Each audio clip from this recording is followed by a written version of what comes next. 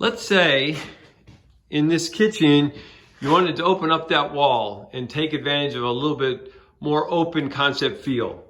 One of the things you got to do is redirect the ducts. You can see on one side here, there's a heating, cooling duct that runs right next to the chimney. And on the other side, there are two more that run on the other side of this wall.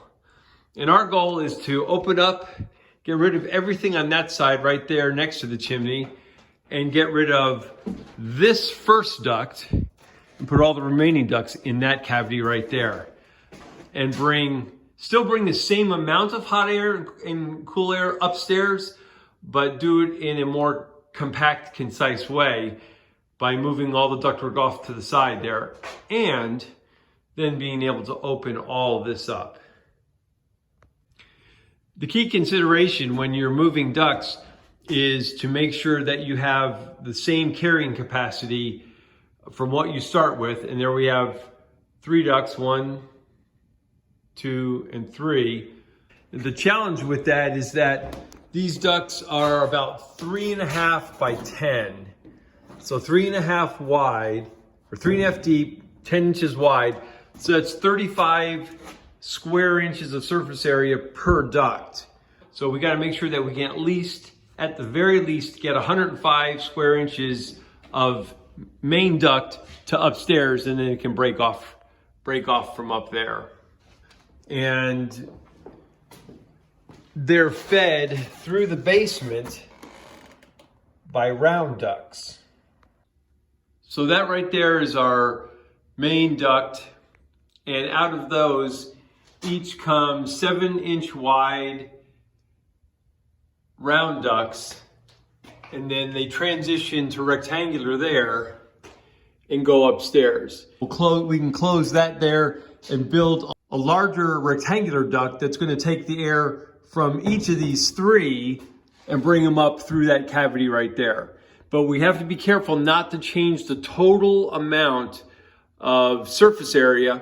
So if you got 35, 35, and 35 square inches, the rectangular one that we have coming off of here is going to have to maintain 105 square inches, and that's going to be the goal. So we'll probably get something that's 14 by 8 that will go up through here in one cavity and then disperse once they get above the next floor. So that, again, we're in the basement here, and this is how they did it. They took this duct here and this duct here, and then one more, that one right there.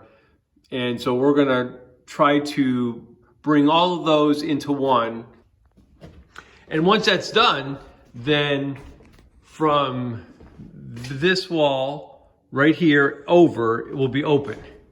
So we're gonna have a much bigger opening for into the kitchen. What we're gonna have to do down here is have a bigger hole in the floor down there so that the big main duct can come up into this cavity, into this space right here. And so you got to be able to find a way to get the air from A to B. So that would be from downstairs in the basement all the way up into the next floor. You can see there we got the glulam beam in, opened up the area, but of course there's just a little bit more we need to do before we can finish up. As you can see in this picture, the ductwork on the right is the last remaining piece that's going to come out, and then that cavity will be the ductwork for the new one. But as we go up, you can see the ductwork here, the old ductwork goes there, and you can see right here, huge leak happened and just ate up that ductwork. And so before we can connect to right here and reroute ductwork in this direction and this direction, we first need to get rid of the plumbing by cutting that there, cutting it here, and cutting it here, and then rerouting it, and then pretty that space up a bit before we finish with the ductwork. A little bit more to do. A project always turns into more work than you first originally think, but that's part of home renovation. So part B is coming up. If you got anything out of this, give us a thumbs up. We really appreciate it. Don't forget to subscribe. Thanks for watching, and we'll see you next time.